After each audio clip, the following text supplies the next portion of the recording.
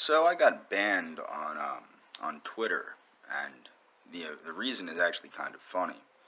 What it was is I was defending Mrs. Clinton from charges of racism for saying that she thought Margaret Sanger was an inspiration, and Margaret Sanger's view toward black people. As people know, Margaret Sanger did embrace negative eugenics, and her view towards black people was what one would expect of a white person from that time, and what one probably should expect from a white person of this time, okay? Now, what I want to make clear is this. I'm not a white supremacist. This is actually what's kind of hilarious.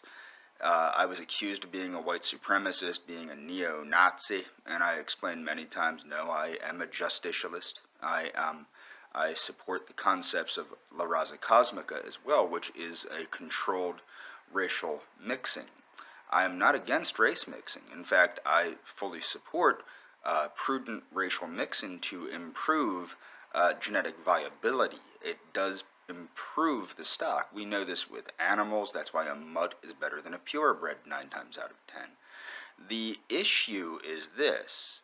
I am a racial realist. Now, the tweet that I think got me banned, although they weren't too clear, was from the National Institute of Health, which explains that the 3 root races, although there is a 4th, which is Australoid, which isn't included, but out of the Caucasoid, Negroid, and Mongoloid, the Mongoloid has the largest, heaviest brain, and which correlates to the highest IQ.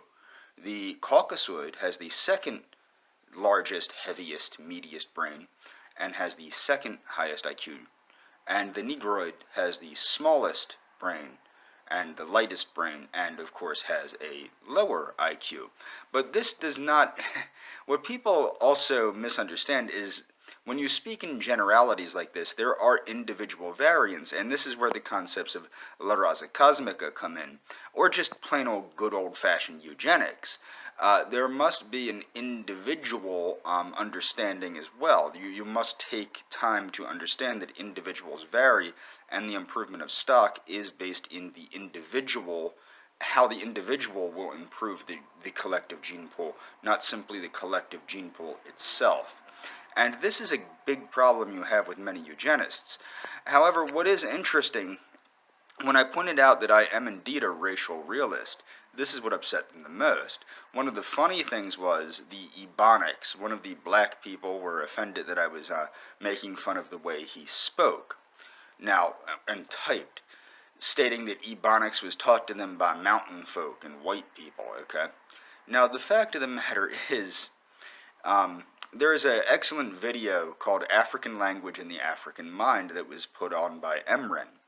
American Renaissance, that is, which explains how the simplicity of many African languages correlates to a lower a simplicity of thought. There's not an abstractness to the thought. There's no there's no low, medium, and high. There's low and high. You get it? And I'm going to post a link to that video. But the thing is, people need to understand that well, one, I'm not going to be making another Twitter account. A very close friend of mine had a severe medical issue, and I have better things to do than do Twitter at the moment, and I need to really buckle down and focus on getting the heck out of this country. I have too many Africans that live around me, so that motivates me to get to an African-free zone. But my point is that racial realism is not white supremacy. People think it's white supremacy because many people that embrace racial realism happen to focus primarily on IQ differences and group differences and not individual differences, which is, racial realism. A race is a group. What do you expect? But the fact of the matter is, it's humorous because this confusion, like for example, this African American gentleman, he said he was going to debunk racial realism. So I pointed out, what are you going to do? Pass off lies as truth? Because racial realism, you have to understand, race realism, the second word is realism. So the fact of the matter is, the only way that you could debunk racial realism is with racial realism, actual racial realism. So the only way you could debunk racial realism is if it was a racial realist putting out false information or misleading information and using stronger, more powerful information to prove your point, thereby making you the racial realist. Okay? But you can't disprove racial realism with hokey crap like race is a social construct. Like, one of my things that's funny is these people think race and gender are a social construct, but yet their race is very real to them, and gender fluidity is very real, and everybody wants to be transgender. Well, what gender are you transitioning into if a gender is a social construct?